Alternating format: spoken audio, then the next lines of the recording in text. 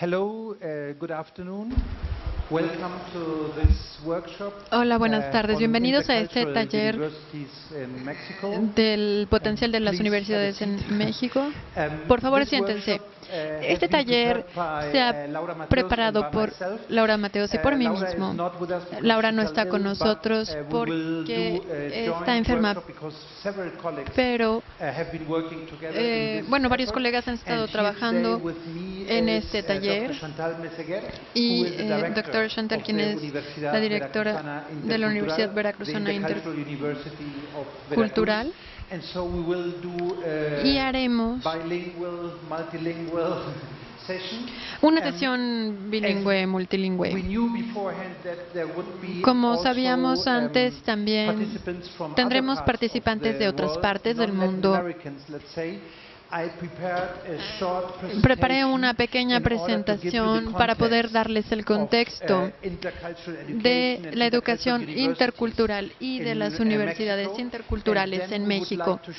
Y después me gustaría mostrarles un breve video que ejemplifica la enseñanza y aprendizaje e investigación únicos usados en este enfoque de investigación de la Universidad Intercultural de Veracruz, y Chantal también va a hablar acerca de algunos de los temas de la presentación en el video.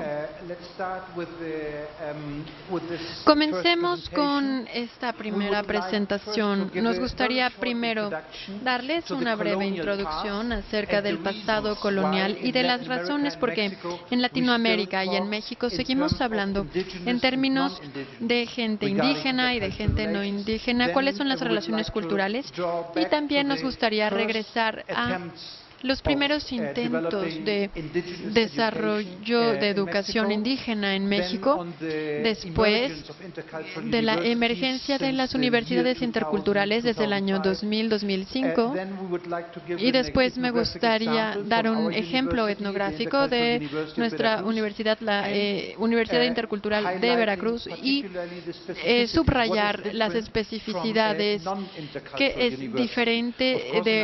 la hacen diferente de una universidad no multicultural. Claro, todas las universidades deberían de ser interculturales, pero en este sentido, ¿cuáles son los aprendizajes y enseñanzas, investigaciones específicas que se usan en Veracruz? Finalmente, me gustaría darles algunos comentarios acerca de un proyecto de investigación que llevamos a cabo desde 2007, acompañando la Universidad Intercultural de Veracruz, del Instituto de Educación de nuestra universidad. Estamos colaborando muy de cerca con los institutos de investigación y la Universidad Intercultural. Yo estoy basado en el Instituto de Investigación, pero desde ese entonces hemos ido y venido con diferentes roles dentro de estas universidades interculturales. Es algo que me gustaría presentarles muy brevemente y después me gustaría continuar con el video.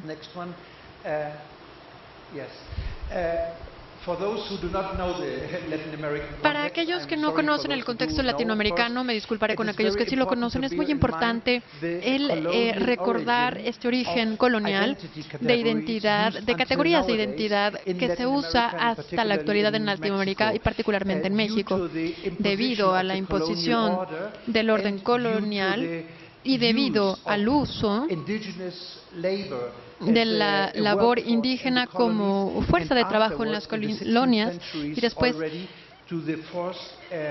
la fuerza, la esclavitud de las personas de origen africano. Hubo un sistema establecido llamado sistema de castas. No es como castas en el sentido de la India, en el sentido hindú, sino aquí se trata de categorías sociales, un sistema con diferentes clases sociales y diferentes categorías sociales que marcan a la sociedad en el contexto urbano y laboral, donde algunos puestos son reservados solamente para los africanos, otros solamente para los indígenas, otros solamente para la gente blanca.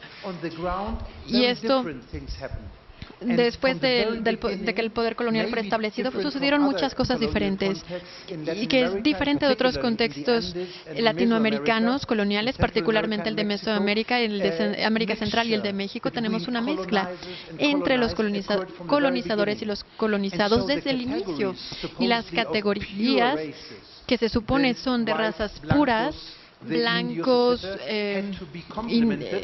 indígenas, etcétera, tienen que completarse con nuevas categorías para poder reflejar la nueva realidad, que era mucho más híbrida que el sistema inicial colonial.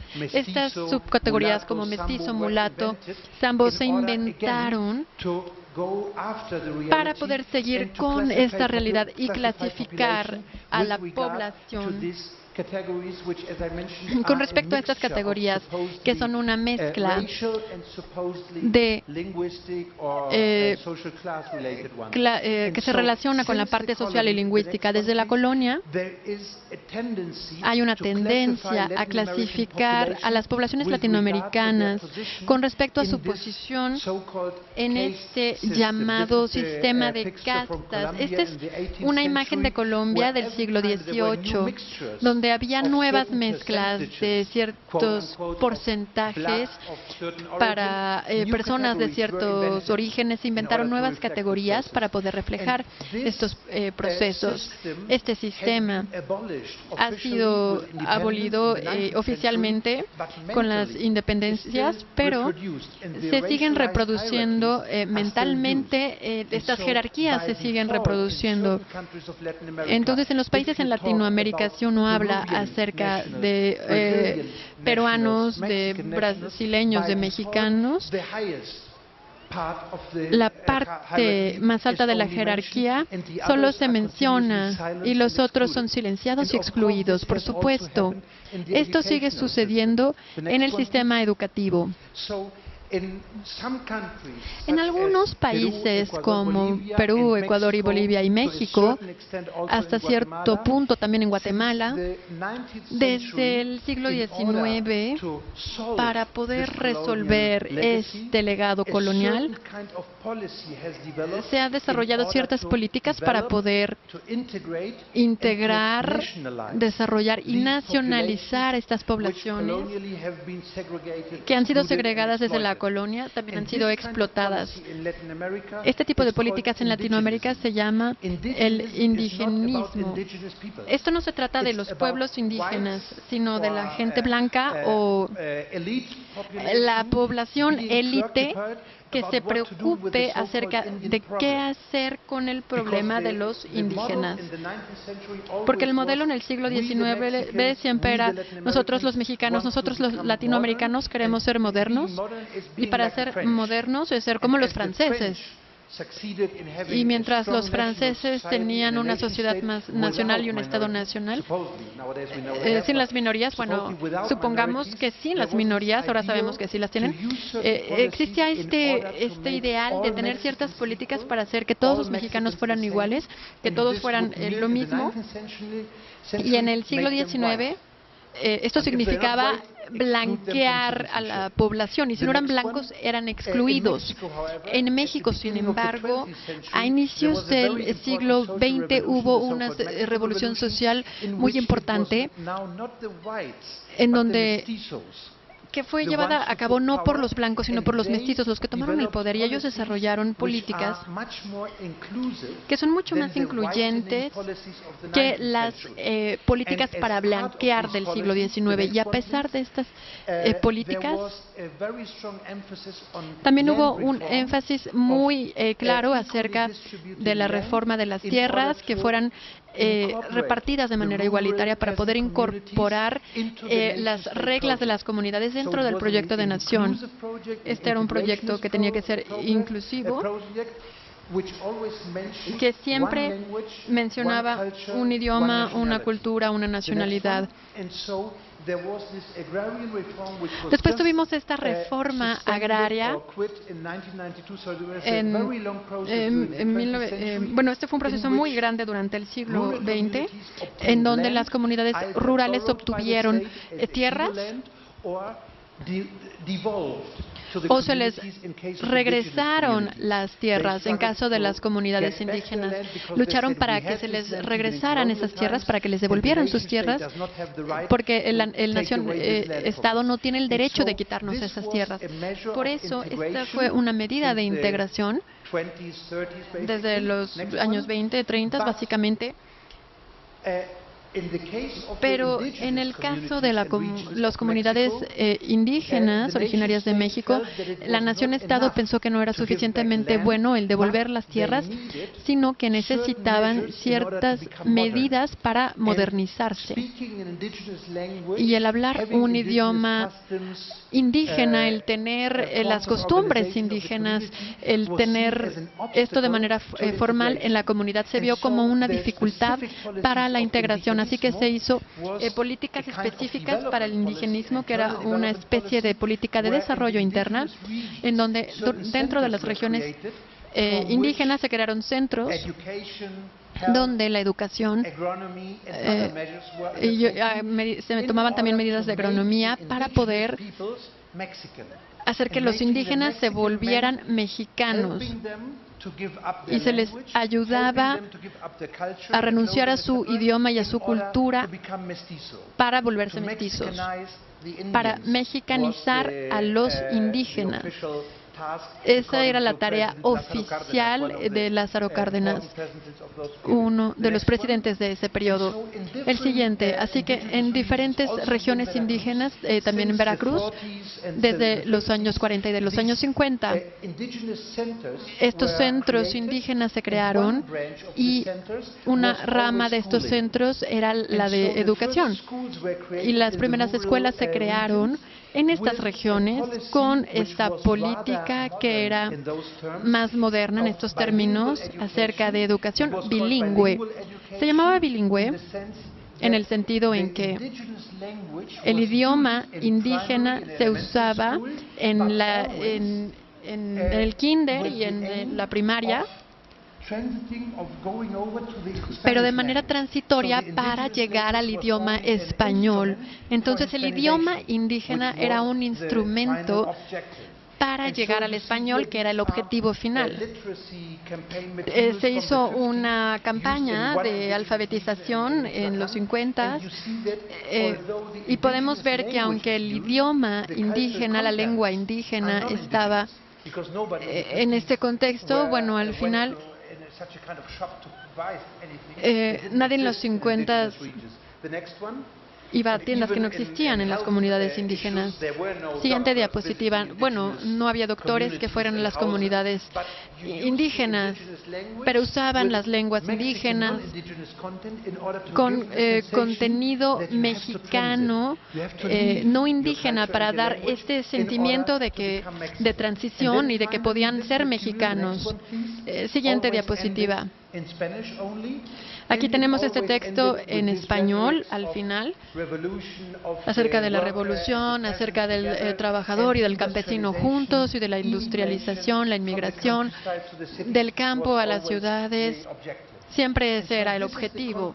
Este es el contexto en el que por primera vez la educación bilingüe indígena se creó. México fue uno de los países pioneros,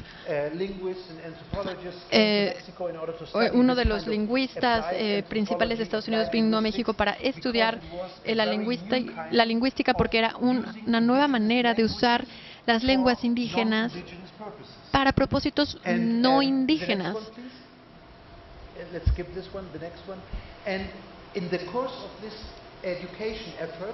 Durante estos esfuerzos de educación, las escuelas se crearon en diferentes regiones en términos de esos años, para poder darle la cultura a la juventud indígena, sacarlos de sus comunidades, capacitarlos, enseñarles en la cultura en español, bueno, según la línea de pensamiento principal, para darles esta manera de pensamiento en estas regiones indígenas. Y este es el punto de inicio de los debates acerca del rol de la ley y del conocimiento y de las lenguas indígenas dentro del sistema de educación. Desde los tiempos coloniales de la diversidad, y después tenemos este legado del indigenismo, donde la lengua indígena no se reconoce como valiosa, sino como un instrumento que se utiliza para obtener la integración nacional y el monolingüismo. En diferentes partes del país, desde los años 80 y desde los años 90 en particular, los movimientos indígenas aparecieron, los movimientos étnicos, reclamando su tierra, su lengua y sus propios sistemas de educación y el uso de su lengua dentro de la educación pública. También, por una parte, tenemos las escuelas oficiales públicas en todo México, que desde los años 90 están cambiando de estrategia y están usando las lenguas indígenas no solamente como una especialización, sino una manera de desarrollar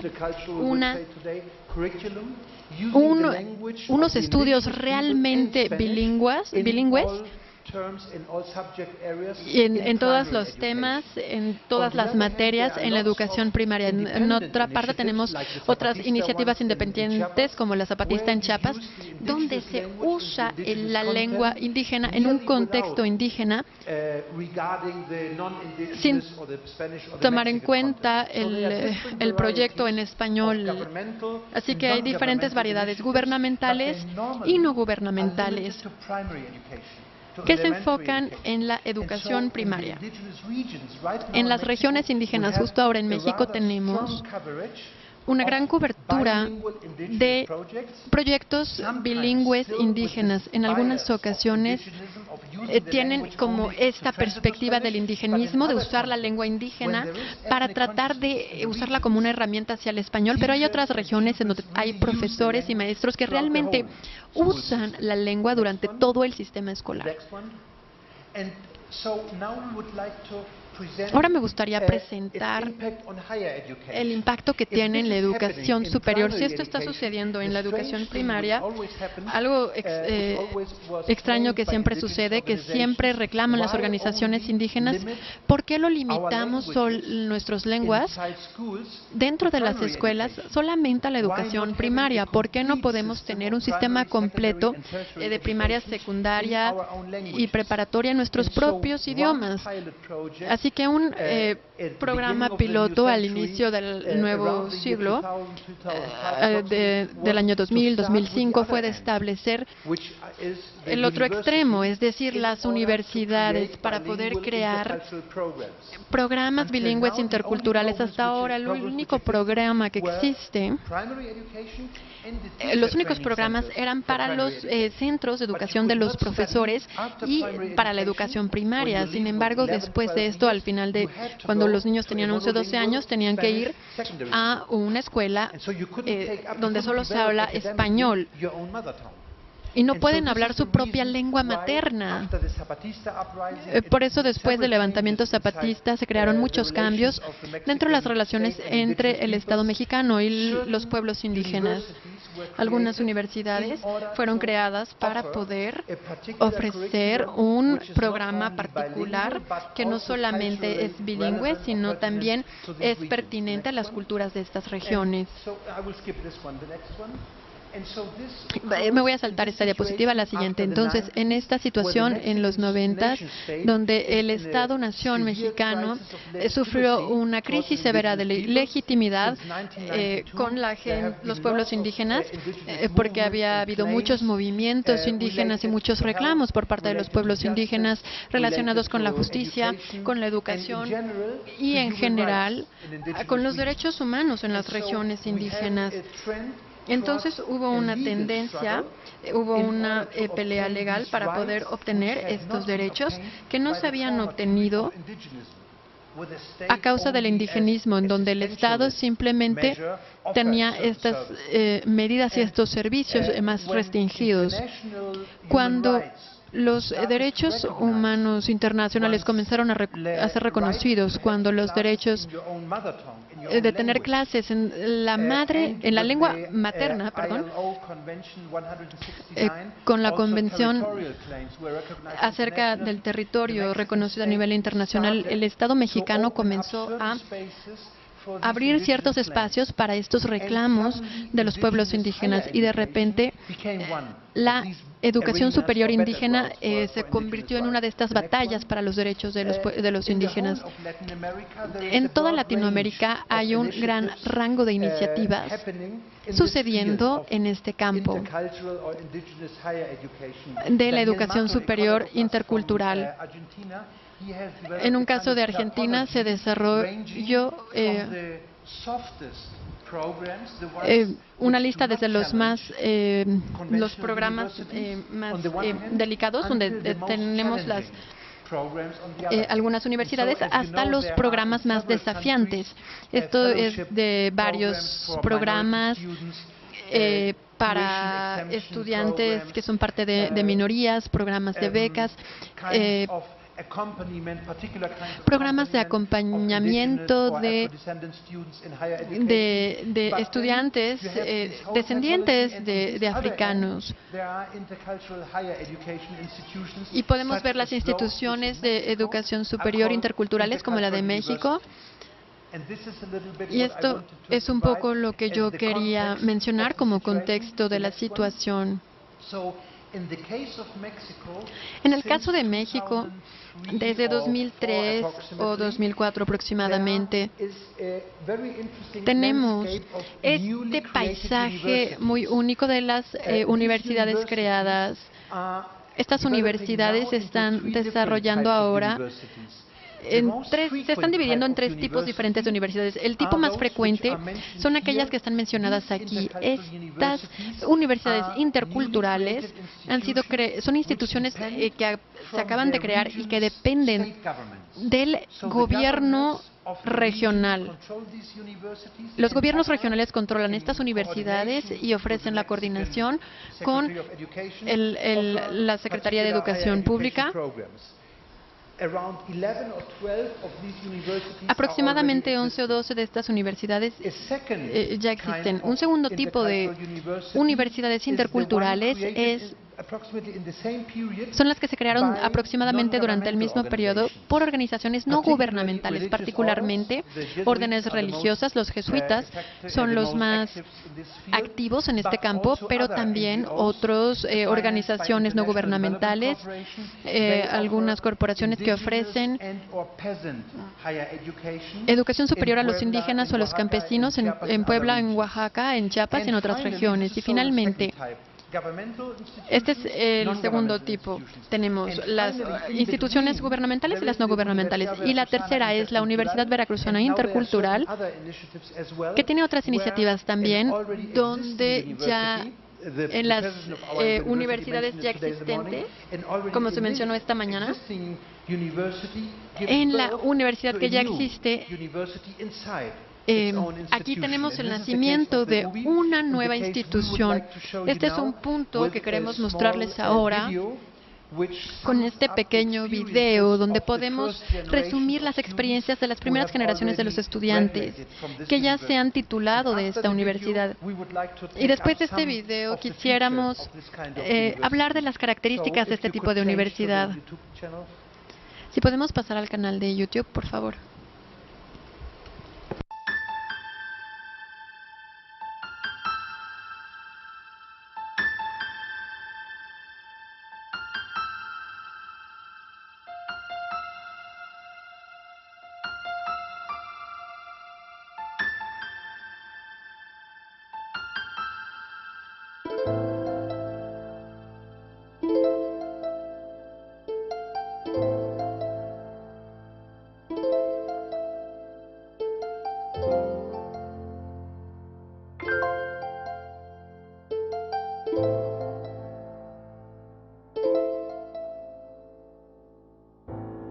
A pesar del reconocimiento pluriétnico o multicultural en las constituciones latinoamericanas durante las últimas décadas, esto no se ha traducido en cambios significativos en las políticas de los países en cuestión. manteniendo la deuda histórica con sus pueblos indígenas, que se actualiza y persiste en el ámbito de la educación como desigualdades de acceso, equidad y pertinencia de los modelos educativos, así como la exclusión de las lenguas, culturas y saberes tradicionales en las universidades, que aún conciben a la ciencia y a la academia como únicas fuentes de construcción y difusión del conocimiento.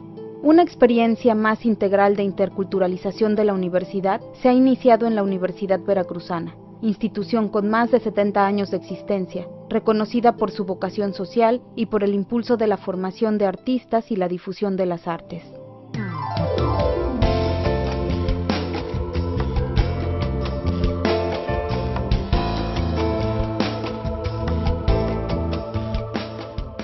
Esta experiencia de interculturalización tiene como pilar a la Universidad Veracruzana Intercultural, a la que alberga desde el año 2005 y que ha permitido ampliar y diversificar la oferta educativa de 5 campus urbanos, implementando 4 sedes regionales ubicadas en comunidades rurales e indígenas de Veracruz, generando con ello cercanía y posibilidades de ingreso a la educación superior a jóvenes que son primordialmente la primera generación en su familia e incluso en su comunidad que asiste a la universidad.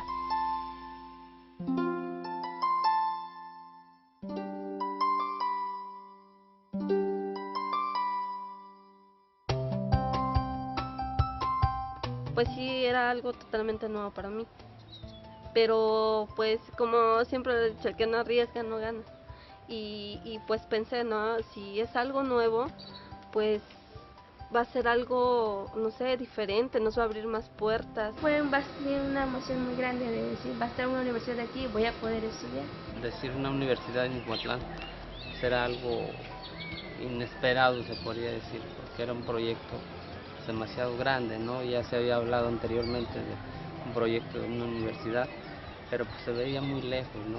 Y entonces llega un maestro que da clase ahí, que es de la región, de la misma región, y me comenta sobre la carrera. Y me quedé así, digo, ay, pero ¿cómo? Intercultural, ¿de qué se trata, no? La UBI tiene como mecanismos de rendición de cuentas y toma de decisiones a los consejos consultivos, tanto a los regionales como el general, que se articulan con los propios órganos colegiados de la estructura universitaria. En estos consejos participan líderes y sectores comunitarios, organizaciones de la sociedad civil, autoridades tradicionales y municipales, miembros de la comunidad estudiantil, autoridades universitarias y académicos con trabajo en las regiones.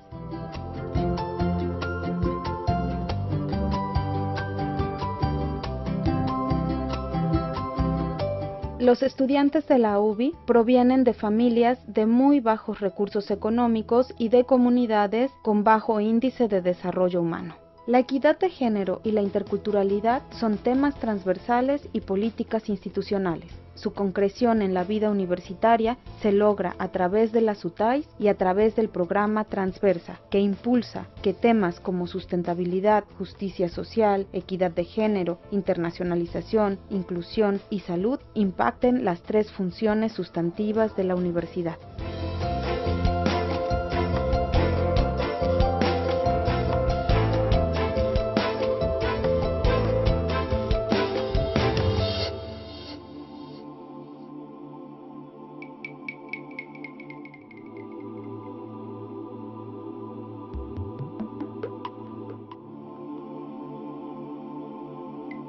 La sustentabilidad es un componente formativo en la UBI, que se incorpora dentro de su infraestructura, prácticas y proyectos, recuperando por un lado las cosmovisiones y saberes indígenas y por otro prácticas de convivencia armónica, de respeto y difusión del patrimonio biocultural de los pueblos. En este sentido se impulsa la sustentabilidad como campo de estudio y como cultura, desde las pequeñas expresiones y prácticas cotidianas hasta el impulso de proyectos de investigación de la comunidad académica y estudiantil.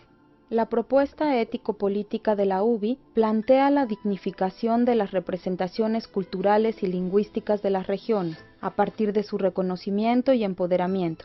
De manera permanente se realizan acciones académicas sobre derechos lingüísticos, sociales y culturales que impulsan la formación de una ciudadanía solidaria y comprometida, con perspectiva de justicia social.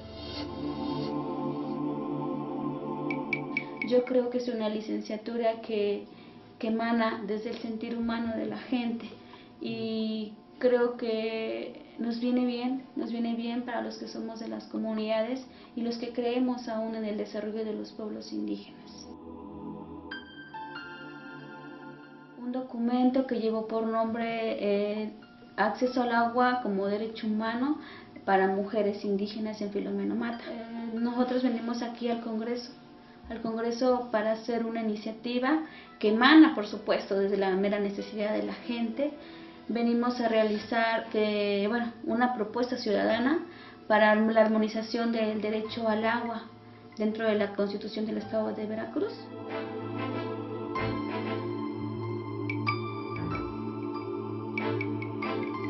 Los estudiantes desarrollan investigación vinculada con la comunidad como eje formativo durante todo el programa de estudios, realizando diagnósticos comunitarios desde su ingreso y planteando un proyecto de investigación con su comunidad o región durante toda la formación profesional. La investigación vinculada como eje formativo favorece el desarrollo de un modelo educativo con pertinencia cultural para los estudiantes y para sus comunidades.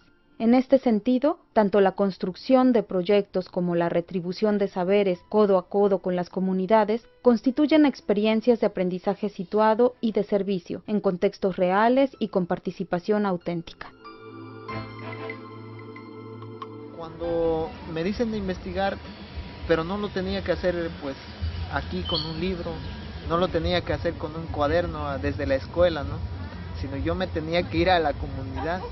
Tenía que ir a ver.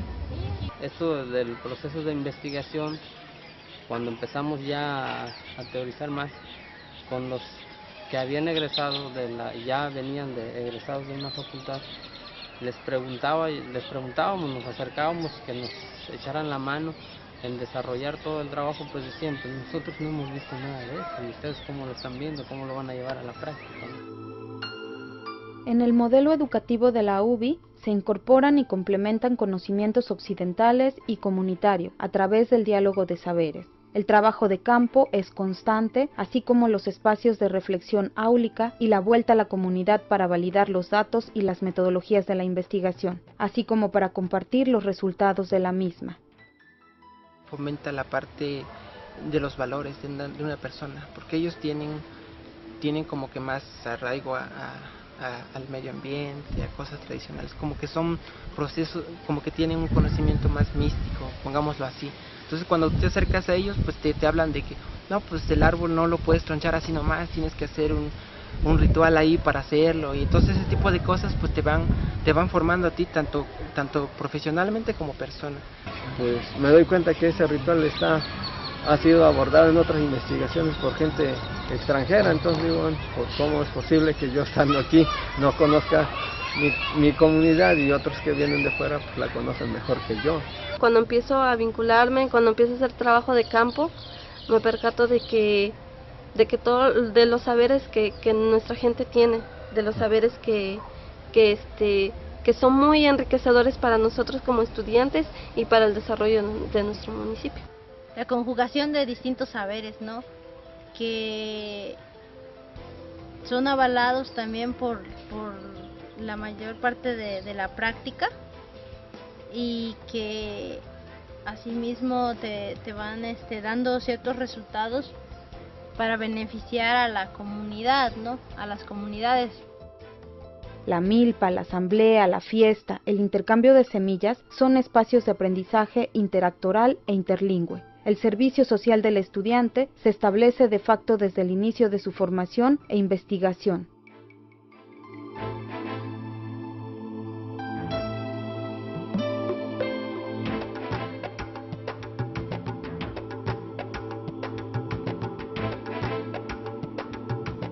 Las tecnologías y los laboratorios multimedia son herramientas fundamentales para la investigación social.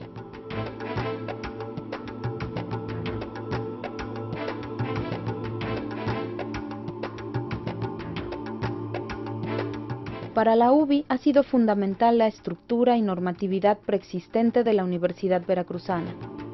y necesaria la construcción y armonización de una normatividad pertinente al tipo de estudiantado, al modelo educativo y al contexto de trabajo, que garantice la descentralización y la equidad en los procesos administrativos.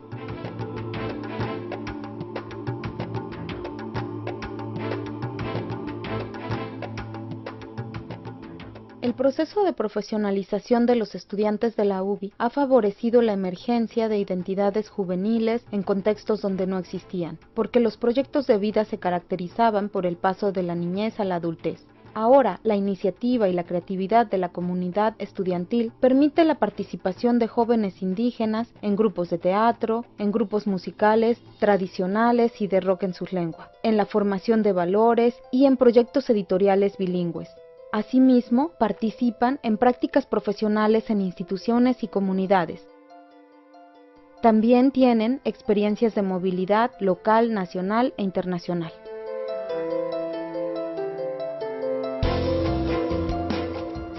Escuchando al maestro, sin participar, éramos oyentes prácticamente. Y aquí nos cambian en la jugada donde es el estudiante el que debe estar participando. No, muy diferente, sí, muy diferente. La UBI siento que se pega más a lo que tú haces, a lo que tú eres. Y el hecho de que tienes una edad de 18, 20, 22 años, te hace ver con las otras personas como alguien quien tiene poco conocimiento o como que hay muchas inseguridades en ti, ¿no? Y ahorita a esas alturas que ya vamos saliendo y que ya estamos por terminar, nos ven diferente, se nota la diferencia con las personas, hay más seguridad en nosotros, hay más responsabilidad también, y las personas también saben del trabajo que hemos realizado durante 4 años y te miran con respeto, ya no te miran muy inseguro, no te miran con indiferencia. La experiencia narrada permite ya identificar elementos que pueden caracterizar una propuesta integral de interculturalizar a la universidad latinoamericana. El contexto, las fisuras del sistema universitario y los actores de este proceso se siguen discutiendo y construyendo. Aquí solo tratamos de puntualizar algunos de los referentes que están orientando la perspectiva y la vocación de nuestra universidad hacia un proyecto social intercultural de mayor alcance.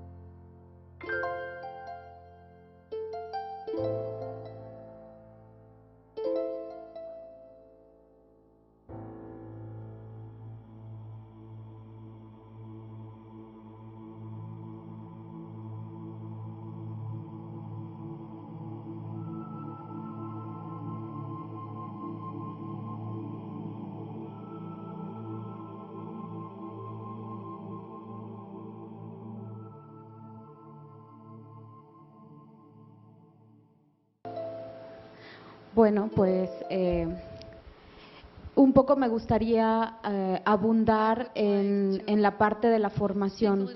¿Qué necesitamos para llevar a cabo un proyecto como este y formar a estos estudiantes?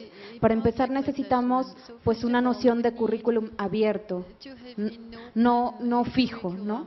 Un currículum abierto que tenga suficiente flexibilidad para dejar entrar a otros saberes, para dejar participar a otros actores como profesores. No solo los profesores universitarios somos los que enseñamos, la gente de la comunidad son profesores en la universidad, los médicos tradicionales, las parteras, los agentes municipales, los campesinos. Y para eso se necesita un currículum que les dé esa apertura, que tenga esas fisuras donde ellos entran. Los contenidos en realidad que tienen nuestras materias, nuestras experiencias educativas, siempre se están relacionando con los proyectos de los estudiantes, con los proyectos de los profesores y con la realidad. Entonces, no se trata de menús que tienes que ir viendo uno a uno, sino de la capacidad del profesor para articular estos contenidos con lo que se está viviendo fuera. Eso no quiere decir que no se analizan cuestiones globales, cuestiones más regionales. También se revisan, se revisan estas otras experiencias que están pasando y cómo esas otras experiencias globales están relacionadas con cosas que pasan en la localidad. Este ir y venir local-global se tiene que realizar. Siempre se trata de tener procesos interlingües. No todos los profesores que tenemos hablan las lenguas. Veracruz tiene 14 lenguas. Algunos dicen 14 lenguas, otros 12 lenguas. No podemos tener profesores de todas las lenguas, pero siempre la lengua, la forma de nombrar las cosas, de expresarlas, tiene un lugar central en la educación y en la forma en que los estudiantes también expresan lo que están aprendiendo. Tenemos algunos estudiantes que escriben las tesis en sus propias lenguas. La universidad en ese sentido ha normado y ha permitido que esto ocurra y que puedan defender las tesis también en sus propias lenguas. Los derechos lingüísticos en México dan esa posibilidad, pero las universidades ni las instituciones tienen los mecanismos para que esto ocurra. Entonces, esta universidad sí ha permitido que se pueda ejercer el derecho lingüístico a escribir tu tesis en tu lengua, a defenderla. Y ahora lo que estamos haciendo es también defender las tesis en las propias comunidades con los grupos que trabajaron. O sea, no traer la tesis a un ámbito académico, sino defenderla en el lugar donde se llevó a cabo la investigación, con esas personas, y ahí los académicos ahora vamos y estamos ahí con ellos. Este proceso de investigación vinculada que le llamamos empieza desde el primer semestre. Durante el semestre hacen 3 semanas en campo mínimamente. Conforme va pasando el tiempo, sus mismos compromisos hacen que vayan cada vez más, pasen tiempo en las comunidades, los propios compromisos que hacen con su proyecto. Tratamos de no queríamos ser una universidad que los sacara de su contexto para meterlos en un aula, porque eso era desvincularlos. Y lo que tratamos con el trabajo de campo permanente es que ellos sigan en el campo, vayan al aula a contar lo que vieron, a analizarlo, a leer cosas, a discutirlas, y que regresen también a hacer retribución de saberes, le llamamos, que es regresar a las comunidades lo que están aprendiendo y siempre mantener esa comunicación con las comunidades. Por eso la tesis pensamos que se debe leer allá y no dentro de la universidad. Pues esas son algunas de las especificidades de nuestro modelo y nos gustaría pues tener comentarios de ustedes y iniciar una charla.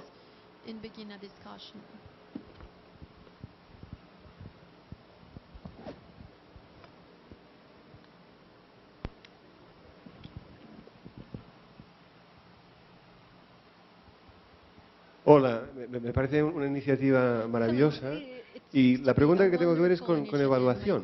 O sea, ¿cómo evalúan ustedes materias que no son convencionales desde la perspectiva de una universidad como las habituales, dijéramos? ¿Cómo evalúan estas materias nuevas? Bien, pues hay una evaluación de muchos tipos, por supuesto, sobre todo muy colectiva, o sea, hay procesos de autoevaluación, evaluación de pares, pero también procesos en comunidades de aprendizaje donde están todos los jóvenes de distintos semestres, presentan sus proyectos y se comentan los proyectos. Los que van más avanzados a los que van iniciando, y entre todos se va retroalimentando los proyectos. Entonces, el proyecto de uno lo conocen todos y todas las generaciones van diciendo, porque a veces hay jóvenes que son de una comunidad donde está trabajando el otro, entonces sabe de esa comunidad. Ellos tienen muchos conocimientos de sus culturas, de sus comunidades, de sus tradiciones, y eso es lo que se pone en juego ahí.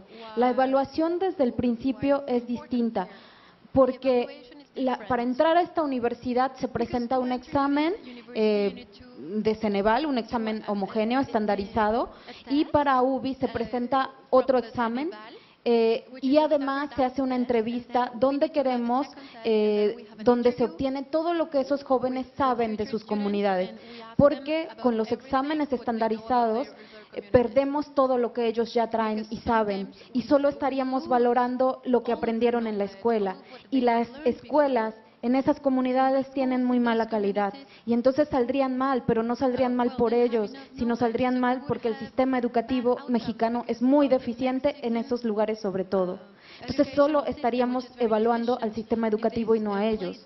Por eso a ellos ponemos un examen de conocimientos básicos del nivel preparatorio y también una entrevista donde indagamos acerca de lo que ellos saben, de su cultura, de su comunidad, de su región y qué tanto han participado en las actividades comunitarias, y eso es sumamente valioso para nosotros.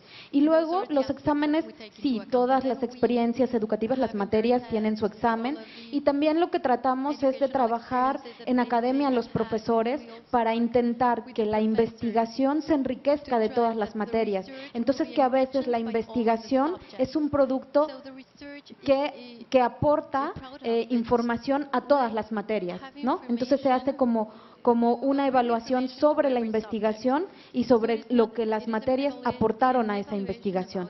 Eso es principalmente lo que hacemos. Acá, sí. Muy buenas tardes. Saludo desde la Universidad Silva Enríquez de Chile.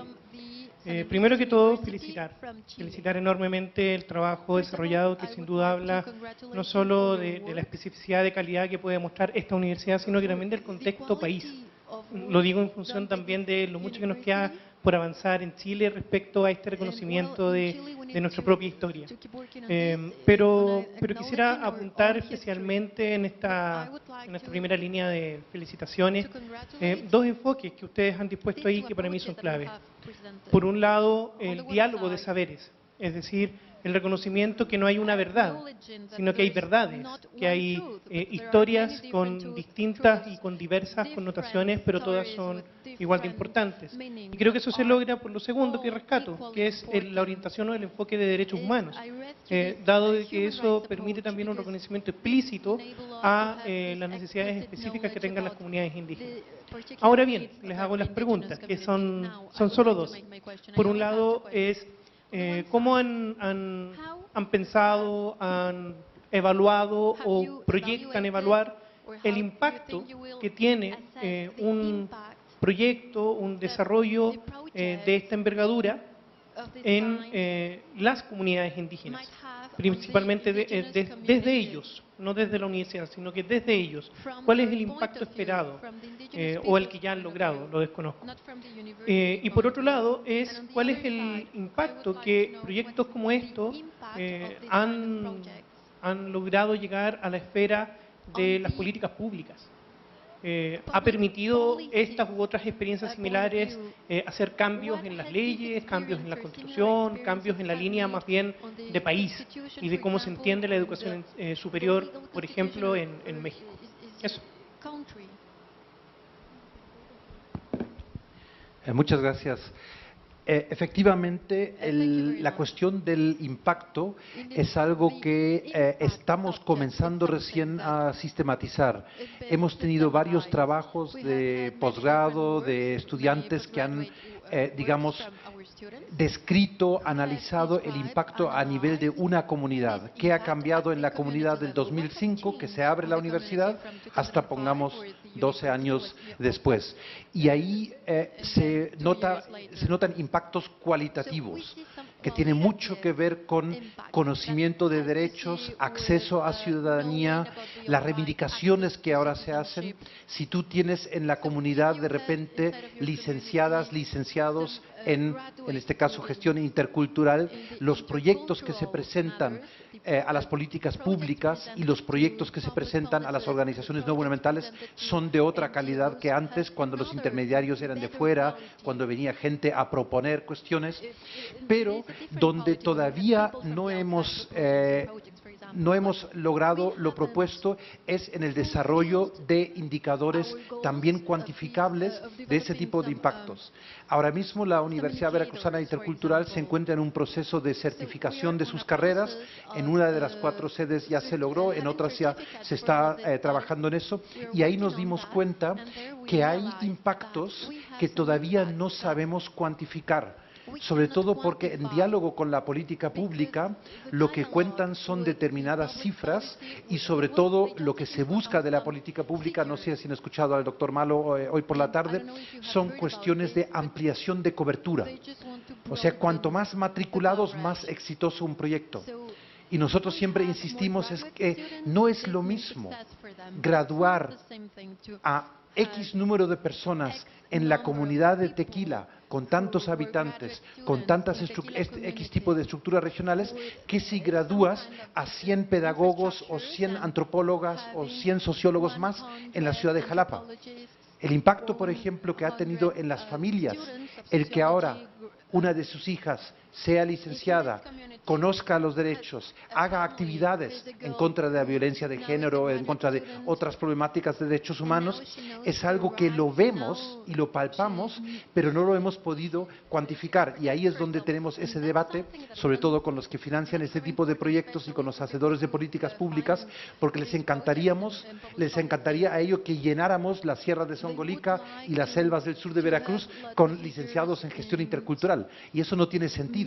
Los programas tienen que ir evolucionando, se están desarrollando nuevas licenciaturas ahora precisamente porque los mercados regionales son muy precarios.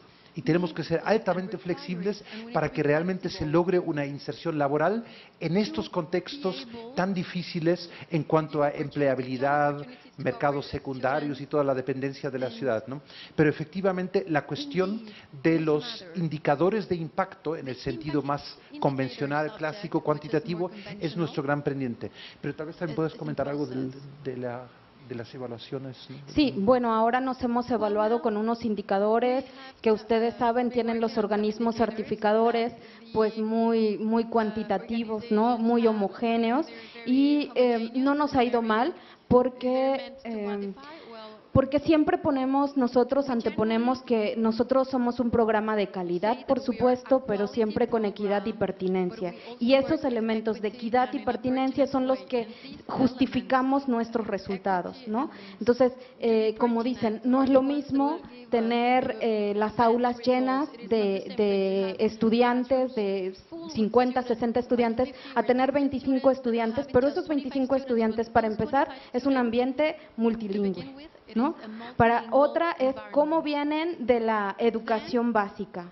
Necesitamos muchísima tutoría, una figura de mediador educativo que puede hacer este diálogo entre el estudiante, el profesor y la casa, la familia, porque hay muchas cosas que el estudiante no puede explicar de lo que hace ahora y de las prácticas como universitario a su familia. Entonces, la atención que requieren estos estudiantes es muchísima. Unos profesores que no solo dan clases en su aula, aquí hay uno, por cierto, que está ahí, no solo dan clases en su aula, sino que acompañan a los trabajos de investigación, están participando en las actividades comunitarias el sábado, el domingo, por la tarde, cuando es necesario, que vienen los grupos de las comunidades a pedir asesoría a la universidad, o sea, no tienen horario los profesores, ¿no? Entonces, cuando cuentas todo este trabajo y lo ponemos en la mesa, pues no nos ha ido mal. Nos han calificado bien, nos han evaluado bien, espero, digamos, que podamos y logremos hacer estos indicadores, porque sí creo que todas las universidades interculturales en Latinoamérica, y ya tuvimos una reunión en Nicaragua al respecto, necesitamos hacer nuestros indicadores. Sería muy bueno y para el desarrollo de nuestras universidades es fundamental, porque si nos estamos viendo presionados por indicadores que están contando el dinero, ¿no? Entre más matrícula, más te financio, el costo estudiante, presupuesto, etcétera. Entonces, las universidades, al verse presionadas con esos indicadores, van abandonando su modelo intercultural para parecerse cada vez más a una universidad convencional, y eso es lo que no queremos que pase. Luego, sobre las políticas, por supuesto, nos gustaría influir en la política, sobre todo en la política educativa, en la política de educación superior, para que este tipo de universidad sea reconocido. En México, ahora mismo, los tecnológicos es así como la gran respuesta, ¿no? Y tienen muchísima matrícula, muchísimos recursos, y las interculturales no. Entonces, por supuesto que nos gustaría impactar esa política. Me parece que se va impactando la política local, ¿no? Vemos a presidentes municipales, a secretarios, a funcionarios municipales ya interesados en el trabajo con las lenguas, en cuestiones de sustentabilidad, en cuestiones de no violencia, de equidad de género. Entonces, los estamos viendo que voltean hacia la UBI para decir, ustedes pueden ayudarnos con estos temas, ¿no? Y ahí es donde se está impactando como la política local, la política municipal, esa sí se está tocando. Ya nuestros egresados, nuestros estudiantes tienen mayor participación en esos ámbitos.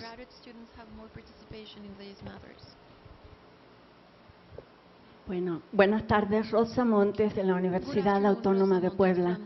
Aquí hay dos puntos que me gustaría resaltar, solo uno de ellos deriva en una pregunta. Me interesó mucho, como dijo también el compañero que me antecedió, en el tema que ustedes están desarrollando de diálogo de saberes. Estamos demasiado acostumbrados a que sea esta transmisión del conocimiento unidireccional y un conocimiento, el conocimiento derivado de la cultura, de la ciencia y del sistema educativo o de los sistemas educativos esencialmente occidentales.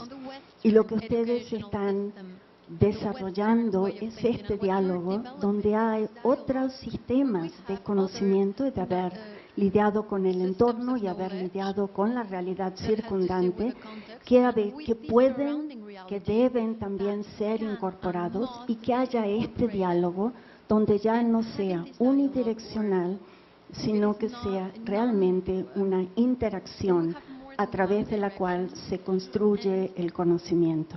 Entonces, este primer punto me parece muy importante y el segundo tiene que ver con esta noción de accountability o rendición de cuentas ante las propias comunidades. Cuando yo llegué a México, que fue hace casi 40 años, en el 80, y trabajé en un programa que a lo mejor surgió del indigenismo, pero se convirtió en un programa contestatario a las políticas indigenistas, la gran crítica a los investigadores extranjeros o de los centros urbanos de las grandes universidades mexicanas era que nos llevábamos el conocimiento. Entonces, íbamos a las comunidades, obteníamos una gran cantidad de conocimientos, pero las personas con las que trabajábamos no pasaban de la categoría de informantes. Y nos llevábamos el conocimiento, a través de eso nos ganábamos un viaje a algún evento internacional o una publicación en un journal, y ahí quedaba plasmado eso. Entonces, ustedes están obligando en cierto sentido, pero requiriendo que ese conocimiento se transmita a las propias comunidades de donde surgió. Y me parece muy interesante que sean estas comunidades, estas personas que colaboraron con los investigadores, los que juzguen y evalúen lo que se ha derivado. Y acá la pregunta sería, ¿cómo son esos juicios? ¿Se reconocen a sí mismos en los trabajos de los estudiantes que lo han hecho? ¿Son conocimientos adoptables, adaptables para seguir continuando el diálogo, o de qué manera se revierten a la comunidad? Bueno, sí, en general hasta ahora creo que tenemos buenas evaluaciones de los jóvenes. Creo que principalmente se puede ver en que las culturas tradicionales son muy patriarcales y la edad, la experiencia importa mucho. Entonces, los jóvenes muchas veces no tienen voz en las asambleas comunitarias, ¿no? Y lo que cuentan estos jóvenes es que después de estudiar, cuando ellos van participando, pues van como les tienen más confianza los mayores de ellos, ¿no? Ahí la confianza se obtiene tradicionalmente trabajando la tierra. Si tú eres capaz de que tu parcela produzca suficiente, si tú eres un buen trabajador, entonces tienes la confianza de los demás. Entonces, de pronto ir a la universidad causaba un poco de desconfianza. Ya no está trabajando y ellos dicen, mis hermanos que están en Estados Unidos, que son migrantes o que trabajan, ven que yo voy a la universidad, ya tengo 18 años, y pues dicen que yo no hago nada, ¿no? Que estoy abusando de mis padres o algo así, pero el trabajo en la comunidad, ese proyecto los posiciona mejor, los vuelve actores sociales reconocidos. Ustedes allá abajo, por ejemplo, pueden ver que está un stand de artesanas y está un egresado nuestro que se llama Reinaldo, que es el que trabaja con esas artesanas, y que esas artesanas ahora han ido de feria en feria, están haciendo su catálogo, se están moviendo porque están reconociendo que Reinaldo las ha ayudado a moverse. Después de ellas están muy ocupadas en sus labores domésticas y también tejiendo, pero Reinaldo ha sido capaz de darlas a conocer, de sistematizar lo que hacen, de llevarlas a muchos sitios, de gestionar recursos para que ellas se muevan. Entonces ellas reconocen el trabajo de Reinaldo y hoy están aquí por las gestiones de Reinaldo, ¿no? Entonces es el tipo de evaluación que hace la gente de que estos jóvenes están haciendo ese tipo de cosas buenas para todos, ¿no? Y ellos reconocen mucho en los jóvenes esta actitud no extractiva, porque la gente en las comunidades está cansada de los antropólogos, ¿no? Está cansada de los antropólogos que fuimos, vas, tienes el conocimiento y te vas y nunca regresas a decir qué pasó con eso, ¿no? O a lo mejor encuentras que ese conocimiento ahora lo vende la farmacéutica X, ¿no? Que fue un conocimiento de ahí. Pero la gente dice, estos chicos sí son los nuestros. A veces dicen algunas personas mayores, es que estos sí son mis nietos. O sea, y sí están trabajando aquí. Y bueno, muchos también salen a posgrados, se están volviendo investigadores, pero con este enfoque, ¿no? Ya con este enfoque y se están volviendo investigadores. Las evaluaciones en general tienen que ver con eso, con la actitud, con que lo que hacen sirve para todos, con cómo se acercan a la comunidad. Tampoco se acercan con una soberbia de yo soy universitario, te voy a enseñar. Ellos siempre llegan y siempre dicen, no, es que los abuelos saben mucho, es que las parteras saben mucho, es que los campesinos saben mucho, y siempre van como en una horizontalidad a pedir información y también con una actitud de colaboración. Creo que eso es muy valioso para las comunidades. Sí son bien vistos y por supuesto también hay rupturas, ¿no? O sea, hay rupturas, por ejemplo, de género, porque las chicas pues están haciendo vinculación, andan en grupos, trabajos en grupos, duermen por aquí, duermen por allá otra noche, porque tienen que moverse entre las comunidades y por supuesto que hay tensiones, que se vuelve difícil, pero que se va comprendiendo ese rol que ellas están teniendo, se va comprendiendo. Y pues bueno, es un proceso a largo plazo. Sí. Y también en ese sentido un aprendizaje muy importante para nosotros fue por esta centralidad de este trabajo de vinculación, experimentar con nuevas metodologías para los docentes, pero también para los propios estudiantes. Entonces la malla curricular cada vez se ha vuelto más metodológica, donde los saberes están en determinadas materias, pero sobre todo están en la comunidad, y lo que nosotros podemos aportar son determinados saberes haceres, metodologías participativas, nosotros le llamamos investigación vinculada, que son metodologías en las cuales utilizamos algo de etnografía, algo de investigación, acción participativa y de otros métodos para que realmente desde el primer semestre, cuando salen a hacer un diagnóstico comunitario, después un diagnóstico regional, tengan también algo que retribuir, porque hay una fuerte presión hacia los estudiantes, y lo hemos visto después haciendo entrevistas con estudiantes y egresados, que a veces dicen, ahora que ya conocimos a otras universidades y conocimos a otros estudiantes, ya nos hubiera gustado esta vida tranquila que tienen los estudiantes en la ciudad, lejos de papá y mamá, sin determinadas expectativas y roles, con mucho más libertad, y además en una carrera convencional donde nadie te pide después de primero de carrera que retribuyas algo a la comunidad, ¿no? Entonces realmente hay una gran expectativa, pero también tenemos la satisfacción de que en varias de las sedes ya tenemos hermanos, hermanas matriculándose en la carrera. En una sede el hijo, el papá había sido de los primeros estudiantes y ahora el hijo ya también es estudiante de la UBI. Entonces eso también es como una señal de que en las comunidades se comienza a ver el impacto que puede tener. Y una última cosa que también está ocurriendo, cuando comenzó la UBI a funcionar en las 4 sedes, era prácticamente la única oferta educativa para la comunidad, para la región. Pero ahora, con estas políticas de ampliación de matrícula, hay otras ofertas de universidades con carreras convencionales, tanto públicas como privadas, patito, como quieran llamarse, y entonces la gente comienza a comparar. ¿Qué aprende alguien en un tecnológico o en una extensión de un tecnológico? ¿Qué aprende alguien en la UBI? ¿Qué aprende alguien en la Universidad Popular, Autónoma y cómo se llame? ¿Y qué aprende alguien en la UBI? Entonces, eso también nos ayuda a enfocarnos hacia aquellos estudiantes que no solo quieren una licenciatura por ser licenciado, sino que quieren una licenciatura que les da herramientas para un trabajo comunitario. Eso al inicio no estaba tan claro. En la primera y segunda generación había estudiantes que decían, es que yo creía que esto era de despacho, esto era de estar sentado de 8 a 4 y no entiendo eso de que yo voy a la universidad y ustedes me mandan de vuelta a mi comunidad, o sea, no entiendo la lógica, ¿no? Pero ahora que ya la UBI compite con otras ofertas de educación superior, se puede perfilar mejor lo que hace este tipo de investigación vinculada frente a otras carreras que certifican conocimientos más convencionales, ¿no?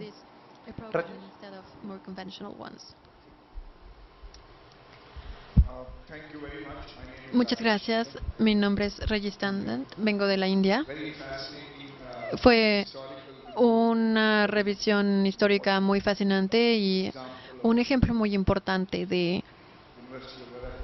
Veracruz, de esta universidad, este programa intercultural de la Universidad de Veracruz. Mi pregunta es, comenzaron a responder brevemente, pero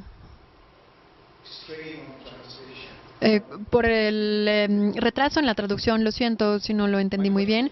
Mi pregunta es, este experimento de intercultural, ¿cómo está teniendo impacto en el resto de la universidad? ¿Cómo está infectando, por así decirlo? Porque la razón de que yo lo pregunto es que ya hemos visto muchos ejemplos, incluso en India y en otros lugares.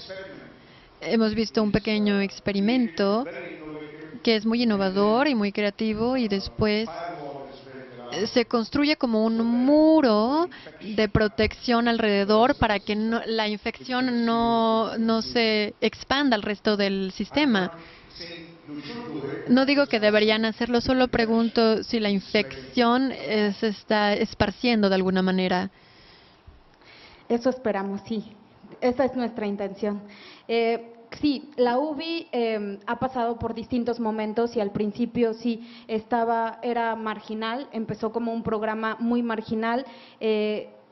Por un lado fue bueno porque hicimos como nuestros propios procesos, nuestras propias normas, teníamos mucha libertad, ¿no? Y eso de estar ahí empezando creo que nos fortaleció mucho, pero poco a poco con los años hemos venido institucionalizándonos y siendo cada vez más UB, ¿no? Pero también al mismo tiempo que nos hemos vuelto más UB, nos hemos posicionado dentro de la universidad, ¿no? Ya no de manera marginal, sino que nos hemos posicionado y no estamos solos. La UBI también tiene, tal vez en el video salió muy brevemente, pero tiene unos equipos que trabajan en los campus urbanos. se llaman unidades de transversalización académica, ahora han cambiado el nombre a coordinaciones de interculturalidad y género, que están en los campus urbanos y que están haciendo el trabajo de interculturalización, ¿no? Y no solo de interculturalización, sino trabajando con temas transversales como interculturalidad, sustentabilidad, género, internacionalización, etcétera. Entonces, UBI no solo está en las zonas rurales, también tenemos nuestras contrapartes en las zonas urbanas y ellos ahí están haciendo ese trabajo. Entonces, por un lado, ese ha sido el reto. Muchos profesores de la UBI dan materias que son de elección libre y que las pueden tomar cualquier estudiante de toda la universidad. Damos interculturalidad y género, México país pluricultural, diversidad cultural, lenguas nacionales. Esos son cursos que la UBI ofrece a cualquier estudiante universitario, pero también tenemos un menú en Profa, que es los cursos para profesores, de actualización de profesores, y ahí también tenemos nuestros propios cursos para que los pueda tomar cualquier profesor de la Universidad Veracruzana.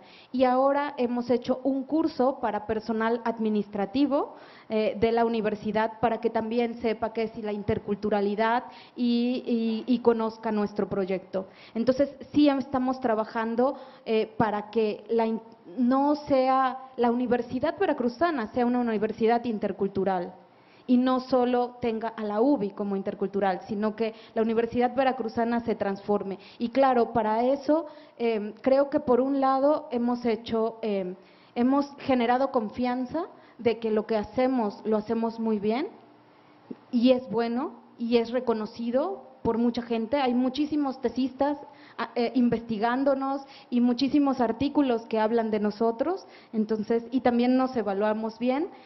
Y también creo que además de generar confianza, generamos desconfianza en lo que se hace aquí.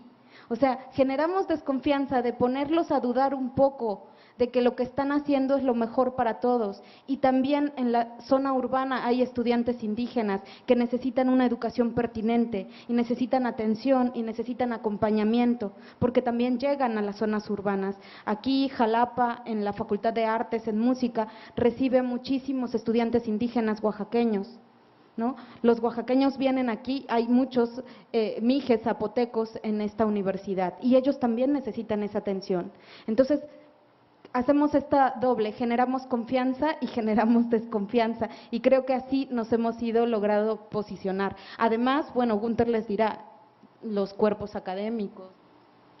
Sí, efectivamente, la estrategia de infección y de epidemiología, o como queramos llamarlo, ha sido muy exitosa porque partimos de los propios estudiantes.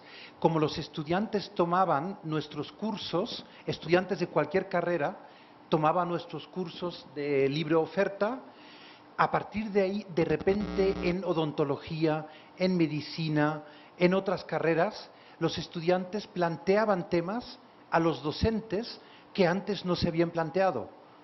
Cómo realizar una práctica médica en un contexto rural con las condiciones en las que se encuentran los sistemas de salud pública, etcétera. Y de repente entonces nos llegaban las solicitudes de parte de docentes. ¿Por qué solo los estudiantes? Con cursos sobre competencias para sensibilización, para el diálogo de saberes o cursos de este tipo, y así los docentes fueron los próximos, digamos de alguna forma, en acercarse a la veracruzana intercultural, y ahí fue donde vencimos este aislamiento inicial, porque efectivamente al inicio era siempre esta cuestión. Nosotros que trabajábamos en la UBI, nuestros colegas nos decían, ¡ay, qué bonito! Pero ese ¡ay, qué bonito! Es así como, será un programa de vinculación, de extensión, algo que, bueno, qué bonito que la UB hace eso para los pobres, para los marginados. No, no, no, esto es una universidad de primera y ustedes pueden aprender de lo que estamos haciendo en zonas muy alejadas. Y esto ahora cada vez más se ha aprovechado precisamente para que la UB también se aproveche de lo que se hace en la UBI. Si lo comparamos con otras universidades, antes con el mapa les mostraba las otras universidades interculturales, a veces pensábamos que era una desventaja para nosotros ser parte de la UB. La estructura administrativa, el no se puede, los formatos, los sindicatos, se puede imaginar un montón de razones. Pero cuando comenzamos a trabajar de esta manera, como mencionaba Chantal, de repente notamos las sinergias para generar grupos de investigación, cuerpos académicos, para generar posgrados. En otras interculturales es muy difícil tener posgrados propios por el pequeño grupo de planta docente que hay, pero nosotros contamos con toda la UB para tener posgrados interinstitucionales en educación para la sustentabilidad, para la interculturalidad, etc. Entonces, realmente ahí hemos notado que la UB sí es una gran ventaja también para nosotros como UBI. Pero, por supuesto, también significa que necesitamos impactar en los equipos de gobierno para que se reconozca. Y en el video brevemente se mencionó el proyecto o el programa Transversa, en el que Chantal también participa y Mario también participa, que es un programa donde desde los altos funcionarios, para apoyar estos procesos de abajo, de estudiantes y docentes, desde ahí se comienza a impulsar el abrir todos los planes de estudio, el abrir todos los procedimientos de investigación, de administración, etcétera, para incluir equidad de género, justicia social, interculturalidad, internacionalización en todos los programas, para que no se convierta en una unidad aparte. Y yo creo que eso lo hemos logrado paulatinamente porque nos damos cuenta en este proceso que aunque nosotros hablemos la jerga de la interculturalidad, en otros campus, en otras entidades, hablan desde la sustentabilidad, hablan desde la equidad de género, pero en el fondo nos damos cuenta que estamos pensando en un mismo tipo de universidad, una universidad que transforma, una universidad que impacta, una universidad que contribuye a la justicia social. Cada quien lo hacemos desde nuestros diferentes ámbitos, pero necesitamos estas sinergias a nivel más macro de la universidad para que esto tenga un impacto en todas las carreras. Para nosotros, la Universidad Veracruzana del Futuro no necesitará el adjetivo intercultural en ninguno de sus campus. Eso es como la visión de futuro. Pero hasta que se logre, creo que es importante tener este sello de una universidad intercultural como parte de un proceso que para nosotros es un proceso de descolonización. Y no descolonización para el bien de las comunidades indígenas únicamente. Es una descolonización para el bien de la universidad. Es algo, y siempre nos gusta resaltarlo, la mujer lleva apenas 100 años en la universidad y es un elemento completamente presente y a nadie se le ocurriría decir que fue por, no sé, buena onda de los hombres abrir la universidad a las mujeres. No, fue por el bien de la universidad. Y eso es algo que todavía no hemos aprendido con el caso de los saberes étnicos, lingüísticos, minoritarios. La universidad misma, por egoísmo propio, necesita esos saberes dentro de la universidad y no en programas de extensión al estilo clásico, ¿no? Eso es un poco por lo cual esta epidemia nos está ayudando. Sí. Bueno, aquí Mario me recuerda, y claro que sí, esa sinergia que se hizo con relaciones internacionales para unir interculturalidad e internacionalización ha sido fundamental. Nuestros estudiantes participan en programas de movilidad y eso también hace que se comparta la experiencia. Y no solo de movilidad internacional y movilidad nacional, sino movilidad en la universidad, que le llamamos movilidad en casa. Nuestros estudiantes ahora hay aquí en Jalapa tomando cursos intersemestrales estudiantes de la UBI. Y entonces aquí se reúnen y toman cursos con estudiantes de Jalapa de distintas carreras y eso permite también que a ese nivel estudiantil pues se conozcan unos a otros y intercambien experiencias universitarias. Creo que tenemos que cerrar. Muchas gracias, Chantal. Muchas gracias a ustedes por su interés. En la página web del Network hay 2 artículos, hay 2 publicaciones sobre este programa, si quieren seguir leyendo, pero como decía Chantal, es tal vez uno de los programas universitarios más estudiados que tenemos, así que encontrarán mucho material y con mucho gusto, por supuesto, se pueden también dirigir a nosotros. Muchas gracias, que todo siga bien en la conferencia del Network y muchísimas gracias a la traductora, intérprete que nos ha ayudado en esto. Y también una última invitación para aquellos que todavía no se han apuntado. Como ustedes saben, el sábado hay excursiones de visitas, y una de esas excursiones es precisamente a una de las sedes de la UBI, a la del campus Tequila, en Grandes Montañas, así que ahí podrían de primera mano conocer, van a estar docentes, van a estar estudiantes y van a estar colegas también del subsistema de educación indígena de primarias con los que estamos colaborando. Entonces ahí estarán muy bienvenidos en Tequila, Veracruz el sábado. Muchas gracias y hasta pronto.